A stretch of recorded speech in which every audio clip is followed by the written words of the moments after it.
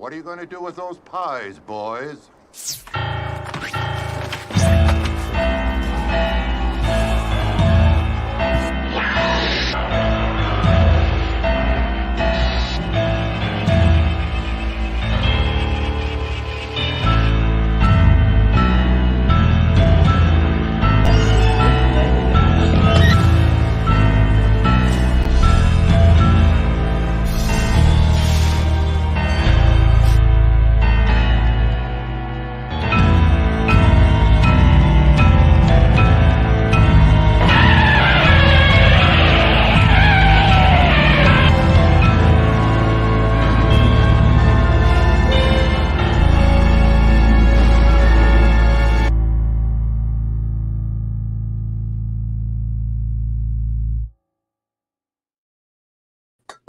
Hello, cadets, and welcome to another edition of General Howitzer's Big Monster Briefing Room.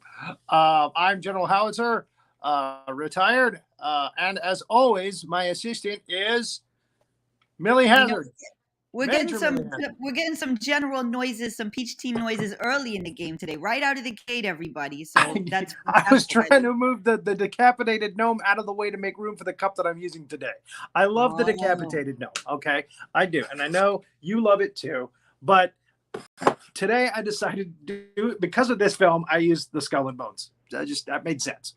I feel like the decapitated gnome is taking that. You know, he's a little ornery. He's taking umbrage. Umbrage. He might be taking umbrage. He didn't look too happy. He didn't look too pleased about it when you flashed him on the screen. He never looks too happy. He's got the top of his head cut off. Point taken. Point taken. All right. Well, I don't want any funny business from you today, about Roland and all that, because this is called The Stuff. And a lot of people haven't seen this training film. It's called The Stuff. And I could see you getting you could get a little risque, a little frisky, a little randy during the, it being called The Stuff. And I just want you to know that Roland and I have been talking. I'm getting a little flustered again. But we've been talking, and he said he's very protective of me, and that he'll have a talk with you because he wants to defend my honor, and I'm just going to put that out there. That's what Roland said, So basically, you might get a phone call from Roland, and Okay. To those of you who are just watching for the first time, you'd have no idea who Roland is. He is a kaiju lover and painter, and he sometimes comes on the show. With an emphasis on the word lover. Yes, he's a good lover. He's an expert lover. Thank you. I don't want to know. Whatever you guys do behind closed doors, I don't want to know. Okay. I'm starting closed doors. That's our theme song,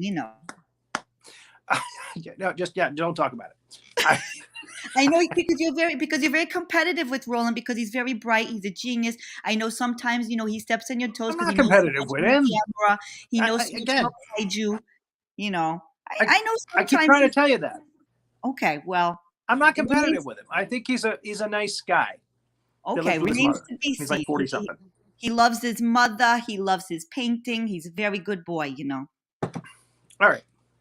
All right, but moving along, we have two amazing experts here today. We have two experts today for this particular training film. Yes. This training film is called The Stuff. Okay. And it's interesting in the fact that it's a different kind of threat. This is something that comes up out of the earth. Remember we did an episode about the food of the gods.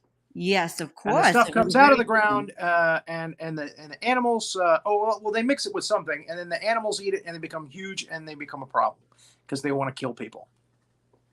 Well, this is the stuff. It comes up out of the ground just like that, and when people eat it, it kind of takes over their mind and their body, and it makes them want to eat more and more and more and more of it. When they eat enough of the stuff completely takes over their body, and they're like human puppets. Right. And yeah. So very disturbing, very dangerous, very disturbing. Deflumery. We love that. I think I pronounced that correctly. Deflumery. You have to make that face when you say it too. And Mr. Bowman is with us, Cadet Bowman. I'm hoping Cadet Ross is with us, and Cadet Phipps, their usuals. The Cadet Cadet 7 is with us. We got Cadet 7. Yes. Mm-hmm. So They're yeah, coming in. so but let's They're bring all up getting ready. our experts, our panel, if you will, Mr. Julio Morales, and of course Sergeant Havoc. There's Sergeant Looking like Havoc. report for duty. There you are. You don't have to salute me, Julio. Now, Julio usually talks about zombies when he comes on the show, but a long time ago, I talked to him about possibly doing this training film, and I said, would you like to comment on this particular training film about something that's coming up out of the ground, and it's kind of making people like zombies. Because it's taking over their brain, it's taking over their body, and people are like these mindless puppets that help the stuff. And they create a huge ad campaign to promote the stuff, and everybody's eating it, and it's just not good. It's not good. So, and there's little tinges of Russian conspiracy in this. So, let's go ahead and start the timeline. In the beginning, there is a little town, a little Midwestern town, and this guy goes and he sees the stuff coming up out of the ground, and he tastes it, and he's like, hey, that tastes really good. That's great. Then we cut to a little boy who's waking up in his bedroom, and we get the opening credits, the stuff. He goes downstairs. I don't think they ever say that this is like 3 months later or 6 months later, but the stuff is already in his refrigerator. It comes in a nice little pink and brown decorative carton, and he looks in the refrigerator and sees the stuff moving around by itself in his refrigerator. Yeah. And it scares the bejesus out of him. General, go ahead. General, I just got to say one thing, though.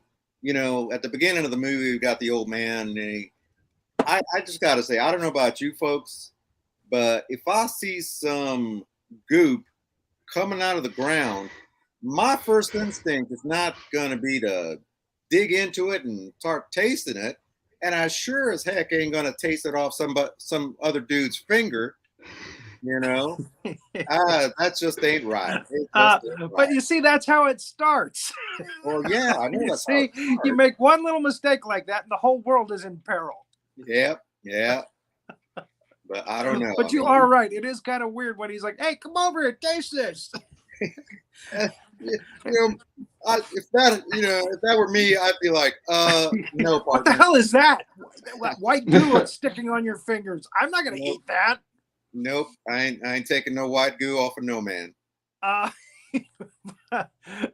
You see, I knew it was only a matter of time. That's what Poland warned me about. I was talking about just a matter of time. Now, see, I knew she was going to have an issue with that. Anyway, it's white sticky goo. It's white sticky goo, and it controls your mind. They have a word for that. The kids these days have a word for that, and it rhymes with hypnotized. But I'm not going to say. It starts with the D and it ends with hypnotized. But I'm not going to say what it is. Now you've got my curiosity up. I'm trying to word it out in my brain, and it's like anybody under the age of like 18. They'll know. Zipmatized. Oh no! Oh no! Oh, boy. I think the sergeant figured it out. I think the sergeant figured. Millie, are you sure Roland ain't over there with you? You sound kind of, She's been kind of sassy. Yeah. It's a special assignment. It's a special assignment, and it might involve some white goo. I'm not really sure. By the way, I forgot to do our disclaimer. This show is not for kids.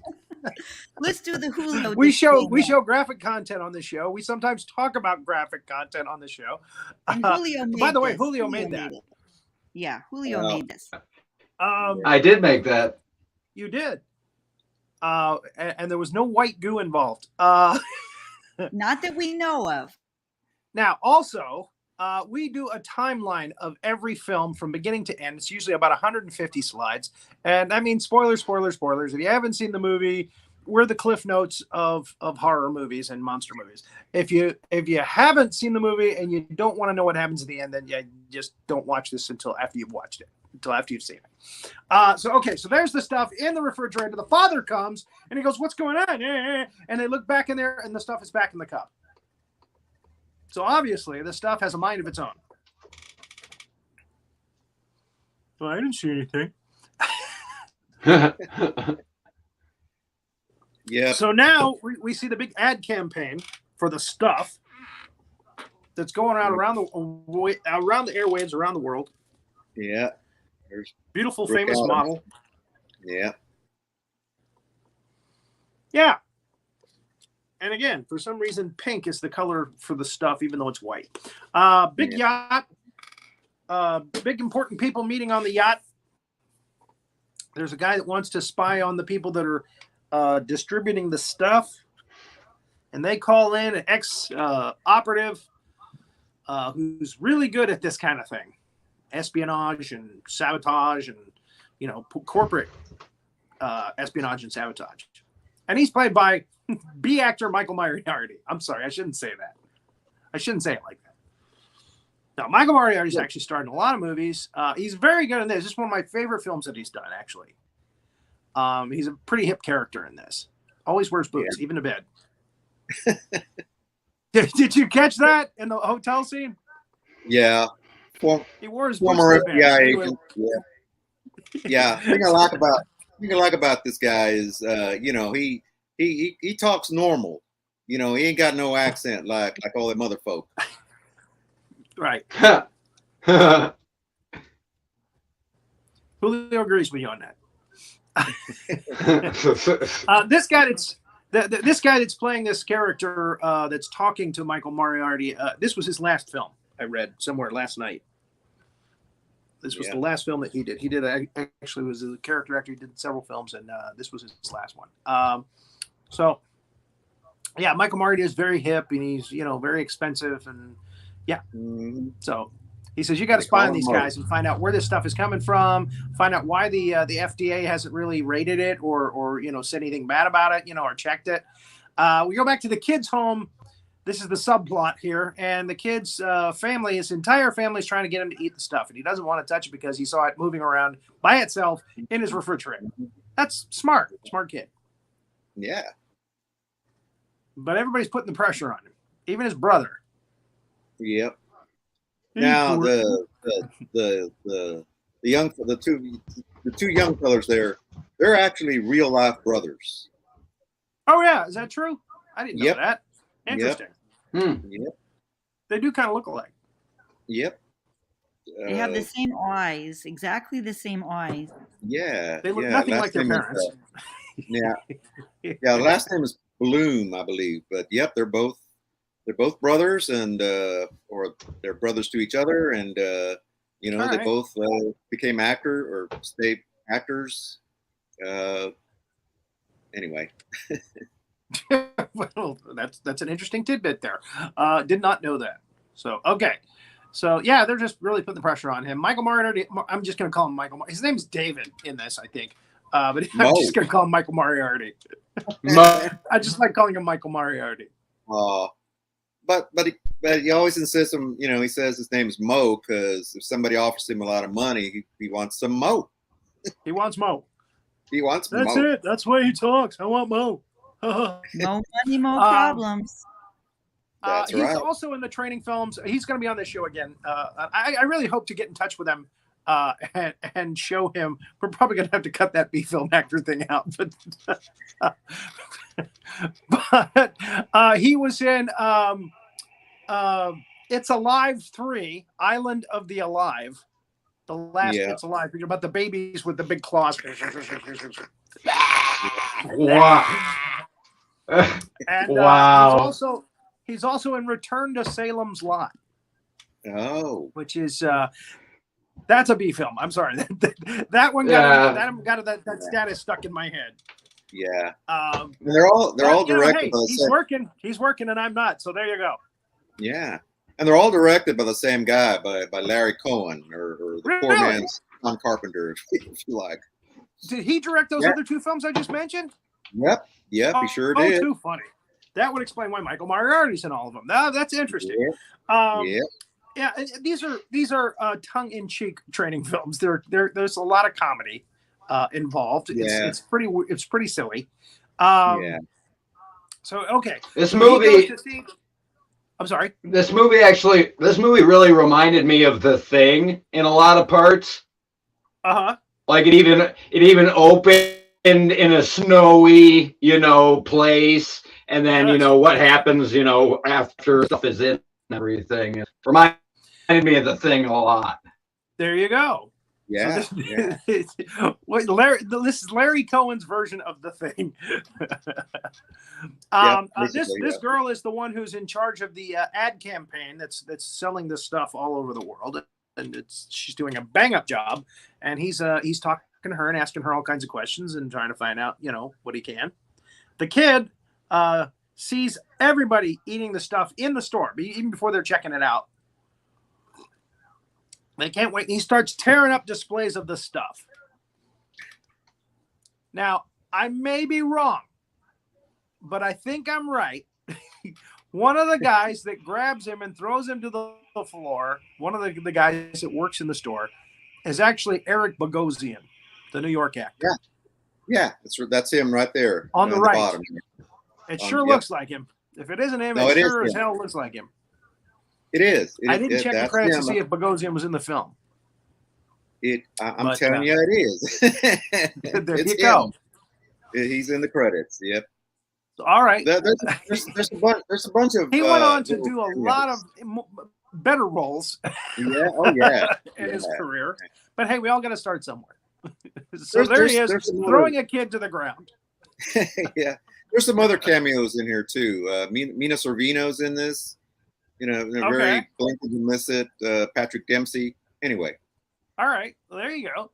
Danny Aiello does a little bit in this. Yeah. He is the guy from the FDA, and our Michael Moriarty character David goes to him, and the dog is a little weird, little feisty. Why's your dog afraid of you? And and Danny Aiello keeps looking to the dog as he's speaking and talking to David and telling him, the FDA they saw nothing wrong with it, and there was no artificial ingredients that we needed to worry about. It's totally organic. And where does it come from? Well, I don't know. And then he goes off to find some paperwork, and David peeks around as he does, because that's what he does, and he finds a whole big, huge room full of the stuff, and it's for the dog. I don't think Danny Aiello touched the stuff. It's all for the dog. The dog is okay. I'll go get you more. I'll get you more stuff, boy. Don't kill me. And when he's talking to the dog, he's like, I didn't tell him anything. I didn't do anything wrong. That was my favorite. Well, actually, my favorite scene is coming up when the dog attacks him. They're flipping back and forth between that scene and again, David seeing how addictive this stuff is on the street. They're opening up little stuff like ice cream parlor type places. So there he is under the telephone table. The dog has yanked the telephone cord out of the wall. He knows. The dog knows because he's being controlled by the stuff. This is the best scene of the movie because the dog cuts the phone line. So the dog is concerned that he's going to call somebody. Right. He's like, no. You ain't calling anybody. As a matter of fact, hey, it's time for you to finally take some of the stuff. So the dog's mouth opens. When the stuff comes out of people, it opens their mouth really wide. Like really wide, and it just jets out. It comes out, and that's how it infects other people. It'll kind of puke on your face there. Get on your face, and then it gets in you, and then you become addicted to the stuff, and it takes over your mind. So so he does say that there is a plant that shut down in this little town where they thought the stuff originally came from. So he goes there. And the town is dead. There's only a couple of guys in the whole town. And he goes and gets gas from the gas station. Nobody comes here, mister. And they're just not right. He's constantly watching Michael Moriarty as he snoops around, You know, there's just something kind of weird and offbeat about the whole thing. So Michael Moriarty goes back to his car, and he's attacked by Chocolate Chip Charlie, played by SNL alumni Garrett Morris. Yeah. Garrett Morris, man. I'm Chocolate Chip Charlie. Sorry. So he attacks him, and immediately, of course, because Michael Moriarty is an CIA operative, he takes him down right away, immediately. Yeah, he's ex-FBI, so he knows he's got that training. It's ex-FBI, isn't it? Yeah. You're Chocolate Chip Charlie. You're Chocolate Chip. He recognizes him right away. You're Chocolate Chip Charlie. They've put him. The stuff has put Chocolate Chip Charlie out of business. So he's trying to find out what he can about the stuff and where it comes from and why nobody's questioning it. And we get another weird-looking guy in the store. And he ends up running out the back door. He doesn't want to answer any questions. You know, when I first saw this, I thought that guy was Checky Green. Checky Green. Yeah. Well, is that Tough Checky crowd, Green? tough crowd. But yeah, he goes sneaking off the back. Like, no, they're not going to notice me sneaking out. Yeah, no, they noticed. He sneaks off the back, and immediately the stuff comes out of him. And when they find his body, mouth way open. And there it is, going out the window. The stuff is escaping. It's getting away. Crawling out the window. Hurry. Don't let it escape. Now, why this stuff doesn't just attack the two guys, I don't know. And infect them or get in their mouth. Nope. It runs. It must realize that it has met its match. This stuff has met its match. Michael Moriarty, damn it. Chocolate Chip Charlie with his deadly hands. His registered weapons. There's I laughed so hard it made me cough. Careful there, General. We can't afford to lose you. These guys coming up in a very well-lit scene from behind. These guys coming up are all, towns members that are infected by the stuff, and they find out they meet their match with Michael Moriarty and Chocolate Chip Charlie. Because when you hit people who have been infected with the stuff, their body becomes like cheap plastic. Yeah, get all stuff comes out of their neck, their face falls apart, and there's stuff there.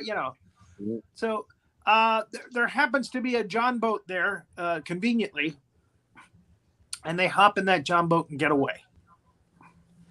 I guess leaving Michael Moriarty's rental car there.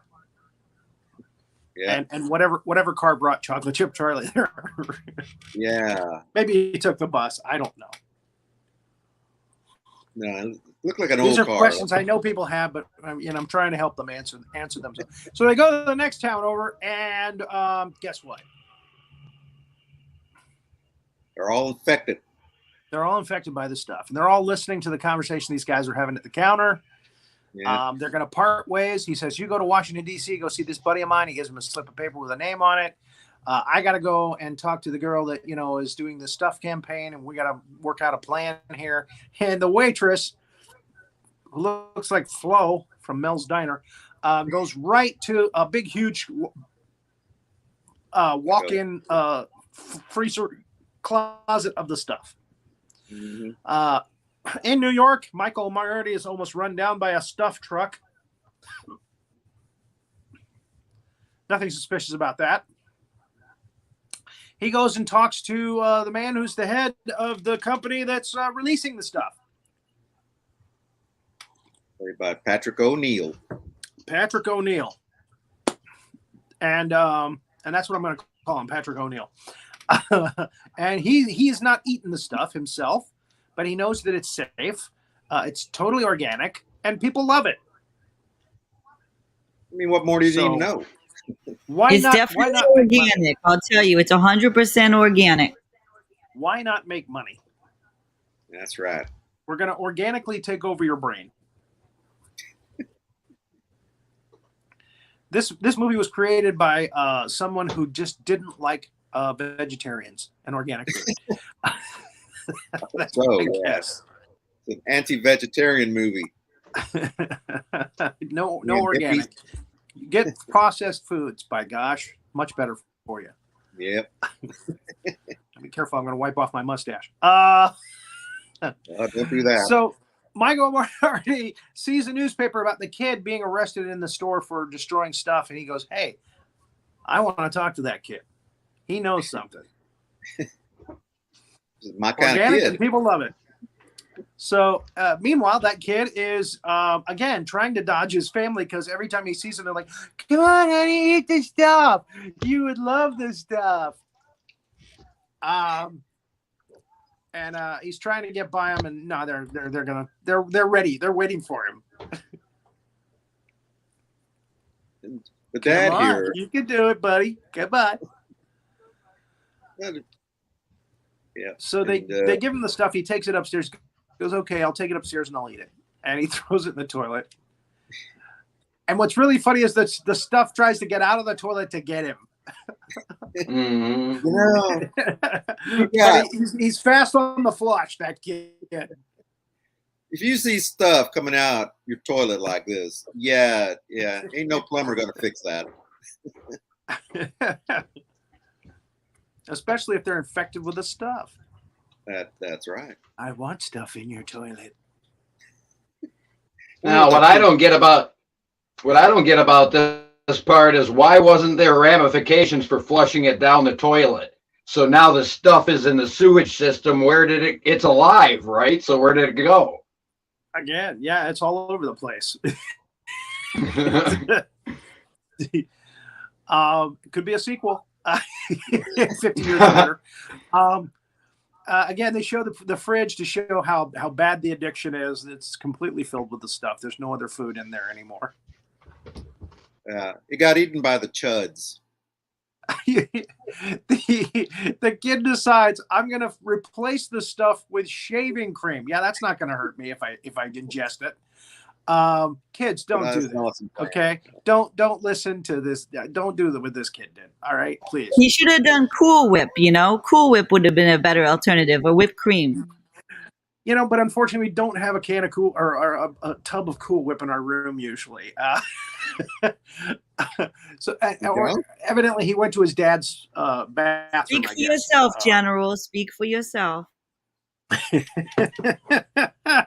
Oh, that's right. You're with Roland. Of course, you've got Cool Whip next to you.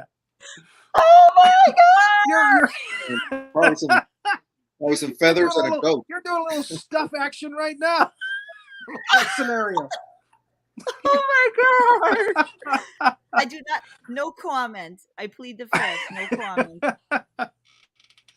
Even know the brand, Cool Whip. The father takes a nice fingerful of shaving cream. Be nice and clean, shave every day, and you'll always be. So, and the family they're onto him. So they run after him. He's running in the neighborhood, trying to get away from his parents. Michael Marty already pulls up. Hey, kid, come on, get in the car.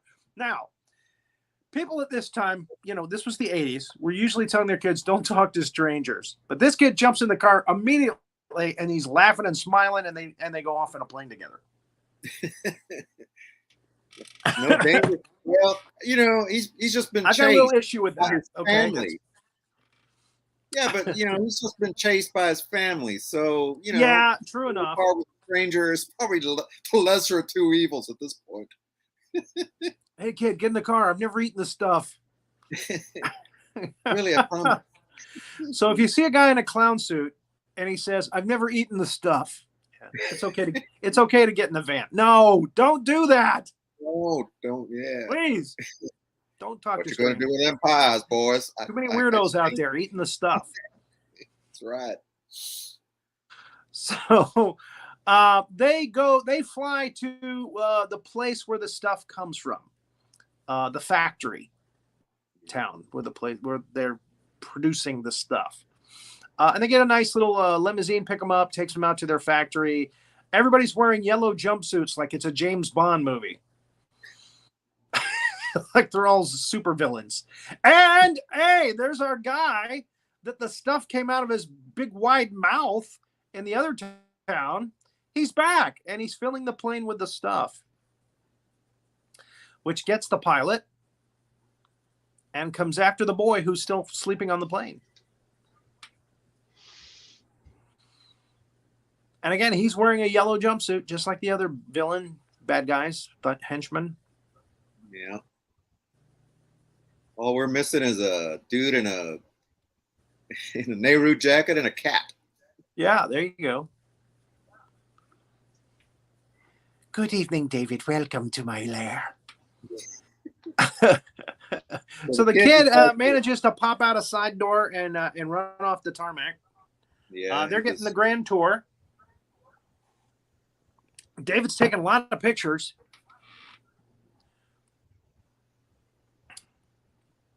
The kid goes to the woods and he finds a cave.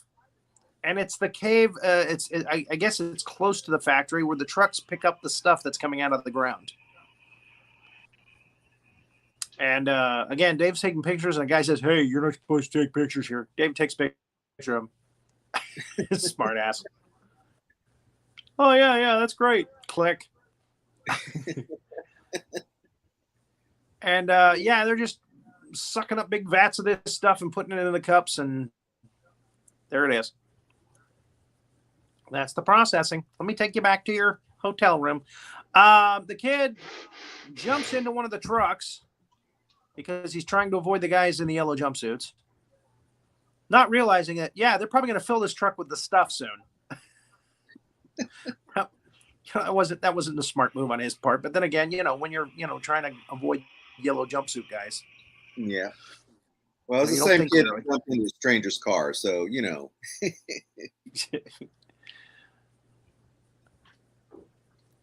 So he's inside. That's actually a nice looking set of the inside of a tanker.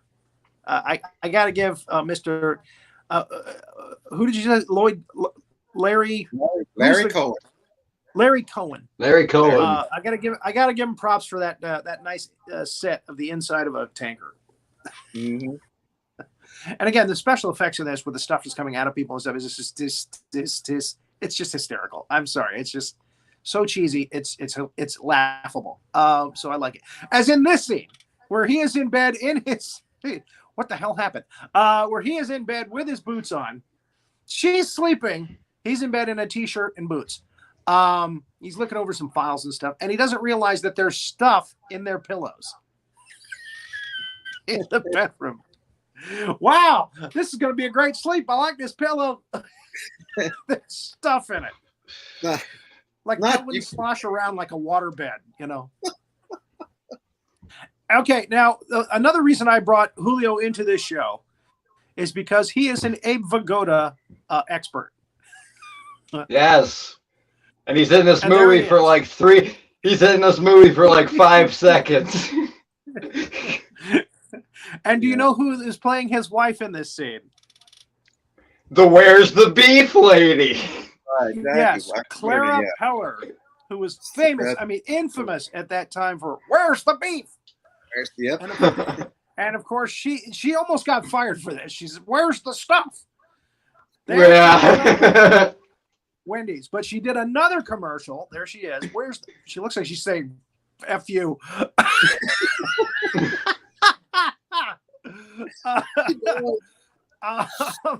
She did another commercial for like a spaghetti sauce, and she goes, "I found the beef," and she's holding this big jar of spaghetti sauce. And she says, "I found the beef." That one was the last straw. That's when Wendy said, "No, we're not doing you anymore. You're done." Oh. But she got away with this one. So yeah, throughout this movie, kind of like RoboCop, they're throwing these commercials of the stuff as a kind of a gag, showing different ways that they're promoting this stuff. That's when the pillow attacks, which reminds me of the scene where Leslie Nielsen gets attacked by a pillow in a hospital scene in one of the Naked Gun movies. So he's got stuff on his face. She wakes up. She goes, I know what I'll do. I'll set it on fire. I'll pour kerosene on your face and set you on fire. That'll take care of it. So she sets David's head on fire. Who was the writer that thought, okay, that's going to be good. That's going to take care of it. Larry Cohen. He wrote this thing. Did Larry Cohen write this too? Yes. That's right. You're correct. He directed it and wrote it as well. So I know. amazingly, David survives.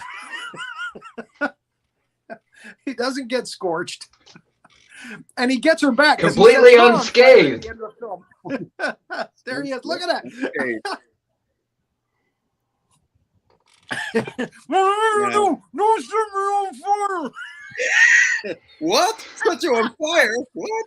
Set you on fire? Okay. And that's when a henchman comes in. He's not wearing a yellow jumpsuit. He decides to fight him. He ends up in the stuff grows into a huge pile of stuff that takes over a whole wall. And it's trying to crawl up a wall to get away from the fire. And it takes the henchman with it. So there's this scene of this guy sliding up the side of the wall with the stuff. And again, that's a hell of a lot more stuff than was in that pillow. I can tell you right now. And they set it on fire again. Why not? Well, it was in the bed too. You can see it coming out of the mattress there. Was it coming out of the mattress? Is that what it is? Okay, I stand corrected. Well, that guy, there was a deleted scene where they check into the motel and he's the guy behind the counter. But he's the guy behind the counter, so he can't be wearing a yellow jumpsuit. That would be too obvious. Okay, right. All right. Don't let me have any fun. Thanks. Don't get to wear a yellow jumpsuit, dang it. That explains it. So they hotwire a truck and they get the hell out of there. Yeah. Somebody said this is one of those videos make you watch when they hire you at Wendy's, and that does look like a Frosty. I've had some incidents with Frosties before, so I believe it. Yeah. If the Frosty starts moving in your cup, set it on fire. Set it on fire immediately. Flambe. Dazzling kerosene and that's kill it with fire. All right, so the kid is in the truck. They're finally filling it with stuff. They've gone to now. Remember when we first started the movie, it was just a tiny little spring of the stuff coming up out of the ground, and the guy puts his finger in it. Now it's a huge, gigantic lake of the stuff. A lake of stuff.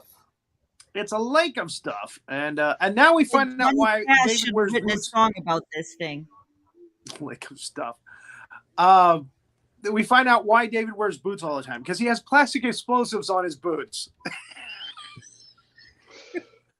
You're never going to get a date with a girl like this if you tell her you've got plastic explosive on your boots. Sorry, too dangerous. And he was flailing around the hotel and he didn't blow up. Even after she set him on fire. Well, no, he didn't have the. He straps those on when he's getting ready to. When did he strap them on? After he hotwired the truck? He has a strap on. What? I didn't know he had a strap on. He straps it on, by God. No, he puts on the yellow jumpsuit. Then he magically the jumpsuit. Okay. Yeah, then he straps on the explosives on his boots. Yeah. Okay. Yeah, he does take a case with him that has the yellow jumpsuit in it, and it's probably got the strap-ons. Yeah. And she whines at him about, oh, you saved that, but you didn't save my pocketbook. and yes, that's one of the lines of the film. And the stuff you can see, it's kind of keeping an eye on what's going on around. The stuff is monitoring what's going on all around its leg. So, I'm. Here's why I'm having a problem remembering Larry Cohen's name, because there's another guy that does training films named Lloyd Kaufman. He's the head of Trauma, the Trauma movies. Yeah, we're trying to get him on the show. But anyway, Yeah, so you got Larry Cohen, you got Lloyd Kaufman. I'm gonna make a training film. I'm gonna get in trouble for that one. Put up the disclaimer.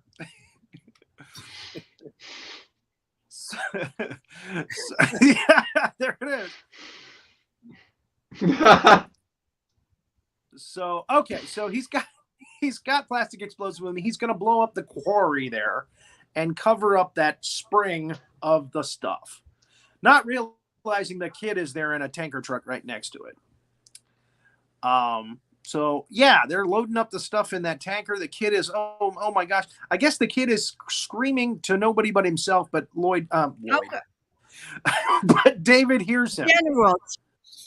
General, how come with the Caucasian kids we don't hear the voices? You know, the kid voices that you do for the kaiju films, we never hear that with the Caucasian kids. I think you need to He's not that annoying. He's actually a pretty cool kid. He doesn't really talk a lot. I feel like you're only He's not like it's like unequal. It's unequal. Oh my God, the stuff is coming into the tanker. Oh, what am I going to do? He's not doing that. Thank you. Not saying matters. the obvious. He's not the master of the obvious. Oh my goodness, I'll never get away from the stuff. It runs around the whole tanker. It's too fast. Don't worry, kid. I'm going to get you out. I'm Michael Moriarty. I'm an actor in a lot of these movies. I'll get you out of there.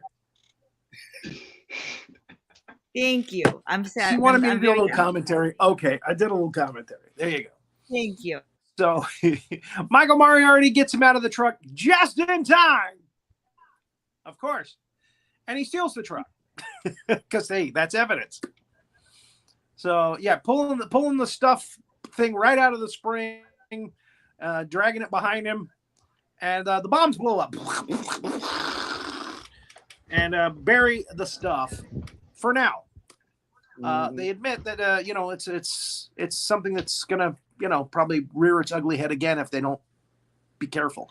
Back at the truck, the girl gets attacked by it's the guy from the town in the yellow jumper. Gets attacked by Shecky Green.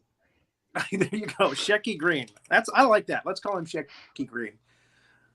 There he is saving the kid. The inertia from the truck moving forward kept the stuff at the back of the truck so the kid didn't get sucked in. The kid should have gone with it. Should have shoulder rolled right into the stuff. Because there's no handles inside. There it is. But there it is. Suspend your disbelief. He pulls the kid out of the truck. And of course, they have the obligatory scene of the stuff reaching for his feet to try to pull him back in.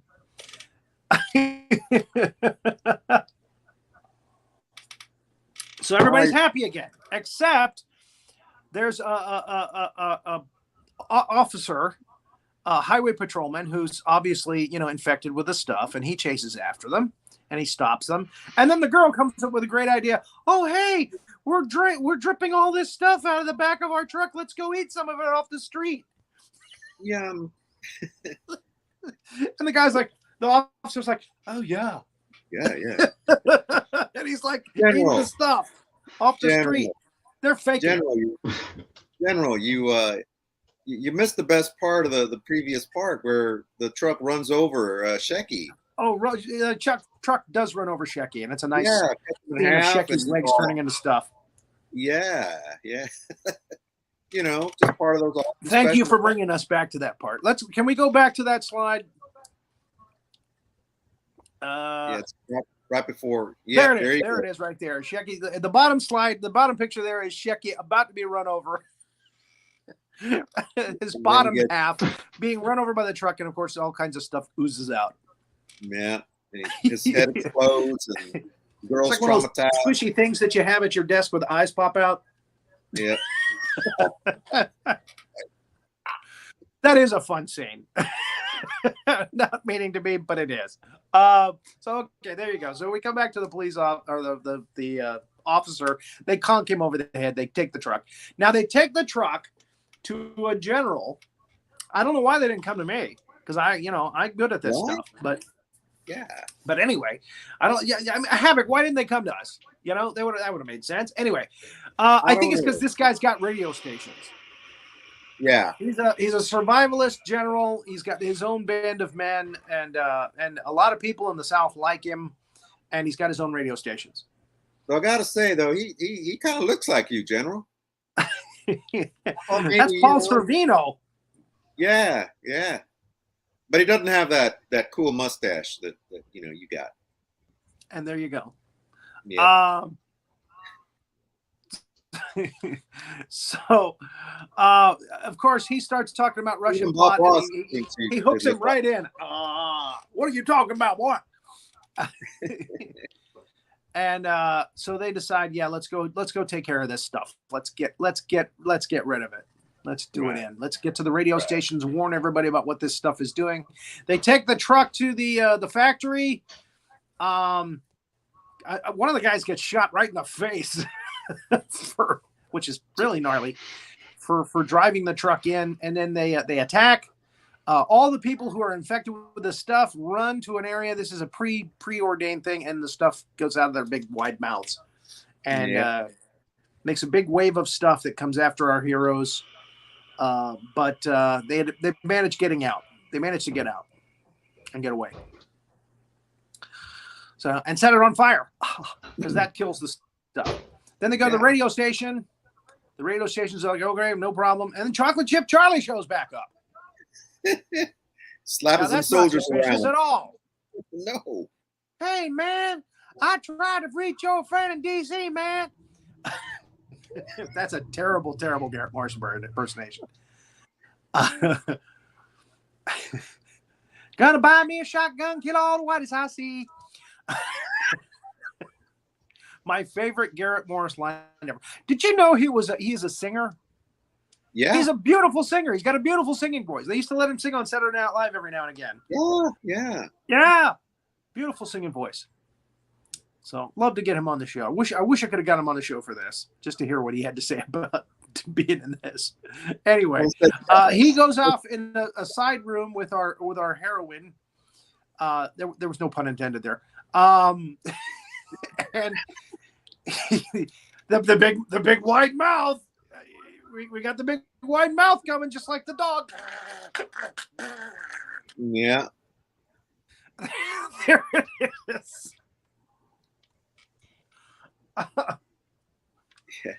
The special effects. Mr. Cohen had to know how laughable this really ridiculous this really was. There was like there was a bunch of these made, and he still has one. Cohen. Oh, really? Heads, yeah. Oh, funny. Office. And then the kid shows up out of nowhere, confuses the stuff. Oh, which one do I go for? And that gives them just enough time for Michael Moriarty to see what's going on through the window, shoot the window out with an automatic assault rifle. And well, okay, maybe not on time. She gets some stuff in the face. Did you get any on you? I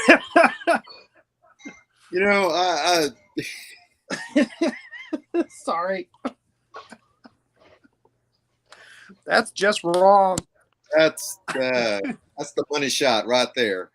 That's the money shot. Yeah. But afterwards, she was like, nobody sets their face on fire though. Nobody. He does. He gets her back. He sets it on fire. Well, no, he sets the stuff on fire. Yeah, but he shoots the electric cable and then puts it into the thing. Does he electrocute her? Does he electrocute her? Because there he is setting the stuff on fire. I thought It's been a couple weeks since I did the screenshots for this. Oh, yeah. I saw this thing. Yeah. The stuff burns real good. It's very flammable. Yep. Which should have been a warning on the label right away. Stuff is very flammable. Do not talk. But it's organic. It's organic. So, again, she's got like goopy burn marks on her face. I thought he burned her. Anyway, here, let me put a little salve on that. He's still in a yellow jumpsuit, which I think is hysterical. What the freaking hell? He gets on the radio and he warns everybody about the stuff. Very patriotic speech. Warns everybody about the stuff. So everybody starts taking that stuff out to the street and burning it. She gets on the TV. She starts doing television commercials to get rid of the stuff. It's killing people. It's burnt. You got to burn it. So there we go. Now, these people are supposed to be infected with the stuff, which you would think would make them not burn it. But I like the stuff. It's controlling my brain. But So- there so they you go. stop They burn eating it it? all. Look at that. Yeah. And that's not books. That's the stuff. Stuff. It's a stuff burning. That's a hunk So, of hunk of burning stuff. There you go. So Michael Moriarty, David, goes to Patrick O'Neill because he's the villain here, right? Yeah. And then we find out that they're in cahoots. The other guy that hired him is in cahoots with him. Fun. Yeah. So they're making money, big money. So they hold guns on him and make him eat the stuff. Oh no, Look at we the lost kid. Julio. He's happy. I'm sorry. We done lost Julio. Uh-oh. Bad connection. Oh, Yeah, it might be just resetting. Now we lost Major. Now we lost the General. Oh, there he is. nah, it was a scam. Anyway, somebody called me. It was a scam. Scam likely. Yeah.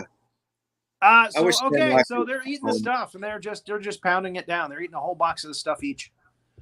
There he is. We got him back. Okay, now we're gonna make you eat our stuff. The stuff we got left. Ugh. Brr. Too much stuff. Brr. And then we end the movie with what looks like a truck in the Kremlin delivering stuff to people who might be Russian. They don't really make it. I mean, it looks like that without actually coming right out and saying that. And so there it is, so I think this movie was done just before the wall came down. Am I right? It was 85. Yeah. 85, yeah. Yeah. So, yeah. So the stuff is still out there in Russia at this time. We got some of that American stuff. And there's young Patrick Dempsey right there. Is that Patrick Dempsey? That's him. I'll be darned. Upper, yeah. Usually I'm pretty good about recognizing actors, but wow, that's interesting. Interesting. So that's how it ends. Okay, it's not our problem anymore. The stuff is out of our hands, literally and figuratively. Alexander Scorby, that's the feller. This was his That's last right. movie. That was his last movie. And the lady playing, and Andrea Markovici, she's a singer too. She's got all kinds of albums. Really? Yep. Reached out to her, didn't get an answer. But But yeah, she was really good in this. yeah. Probably best performance in the movie. The kid was pretty good in this. Yeah. Come on, now he wasn't annoying. Well, yeah. I mean, He wasn't annoying. He ain't no Leonardo DiCaprio, but Critters 3. exactly. So It's great for his final one thoughts, line. gentlemen? What's that? Abe Vigoda was great for his one line. There you go. Yeah. Abe's always a winner.